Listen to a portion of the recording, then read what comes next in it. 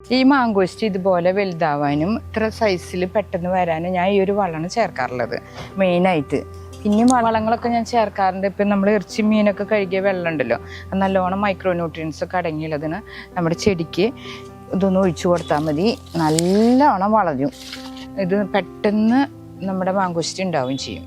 ഒരു 3 കൊല്ലമായിട്ടുള്ള പെട്ടെന്ന് ഇത്ര സൈസിലേക്ക് വന്നിട്ടുണ്ട്.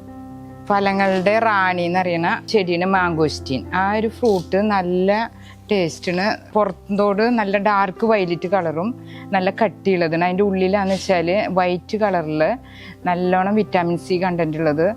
നമുക്ക് ഈ കൊറോണ കാലത്തൊക്കെ വന്ന് നല്ല പ്രതിരോധ ശക്തി കിട്ടണതാണ് ഈ മാങ്കോസ്റ്റീൻ്റെ ഫ്രൂട്ട്.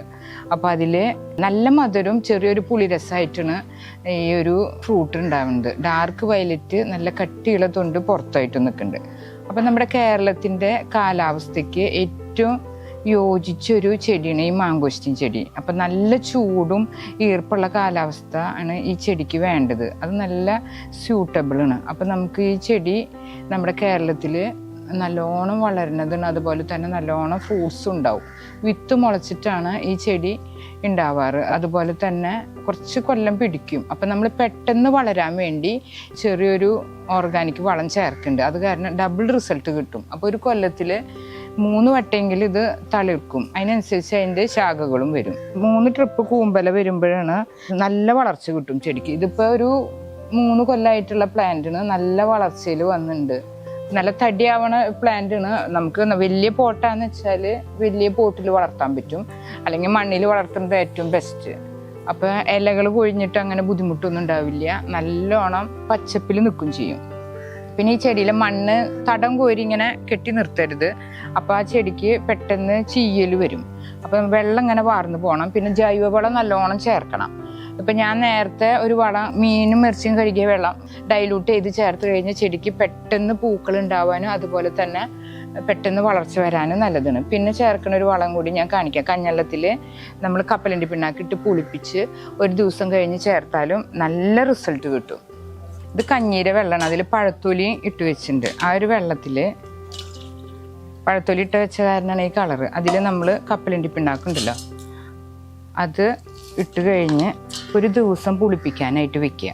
ഒന്ന് കുതിർത്ത് ഒന്ന് പുളിച്ചതിന് ശേഷം നമ്മുടെ ചെടിയുടെ കടയ്ക്ക് ഡൈലൂട്ട് ചെയ്തിട്ട് 3 ഇരട്ടി വെള്ളം ചേർത്തിട്ട് നമ്മുടെ ചെടിയുടെ കടയ്ക്ക് ഒഴിച്ചു കൊടുത്തു കഴിഞ്ഞാൽ നല്ല വളർച്ച കിട്ടും ചെടിക്ക്. നല്ല നൈട്രജൻ കണ്ടൻറ്റുള്ള വളമാണ് ഈ കപ്പലണ്ടി പിണ്ണാക്ക്. അത് നല്ല റിസൾട്ട് കിട്ടുന്നതാണ്. ഇതിപ്പോൾ പഴത്തുലിയും കൂടി ഞാൻ കഞ്ഞീര വെള്ളത്തിൽ സാധാരണ ഇട്ട് വയ്ക്കും.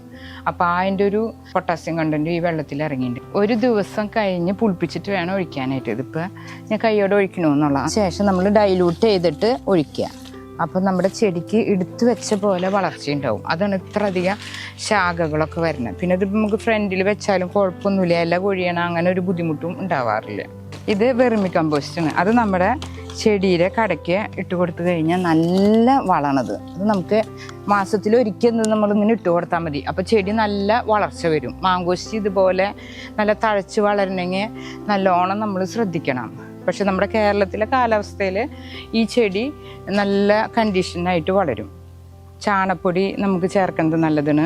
അതുപോലെ കോഴിക്കാഷ്ടമൊക്കെ ഉണ്ടെങ്കിൽ നല്ലതാണ്. നമ്മുടെ ചെടി വളർന്നിട്ട് വേണം കായ് ഉണ്ടാവാനായിട്ട്. മാങ്കോസ്റ്റീൻ പ്ലാന്റ് നമ്മൾ വിത്തിട്ടിട്ടാണ് മുളപ്പിക്കുക. അതാണ് 7-8 കൊല്ലമൊക്കെ വരണത്. നമ്മുടെ ചെടി നല്ലോണം വളർച്ച വരുമ്പോൾ നമ്മുടെ ചെടിയുമേ ചെറിയ ചെറിയ പൂക്കളുണ്ടാവും. നല്ല ഫ്രൂട്ട്സ്, കട്ടിയുള്ള തൊലിയായിട്ട് ഉള്ളിൽ നല്ല സോഫ്റ്റും അതുപോലെ നല്ല മധുരവും പുളിരസമുള്ള ഫ്രൂട്ടാണ് നമുക്ക് കിട്ടാറുള്ളത്.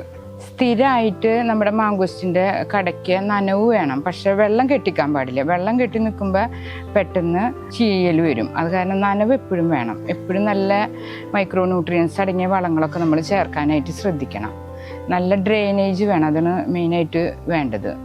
ചെടിക്ക് ചെറുതായിട്ടൊരു ഷെയ്ഡ് വേണം. ഡയറക്റ്റ് സൺലൈറ്റ് കൊണ്ടു കഴിഞ്ഞാൽ ചെടിക്ക് ഇലകൾക്കൊക്കെ ചുരുളിപ്പ് വരും.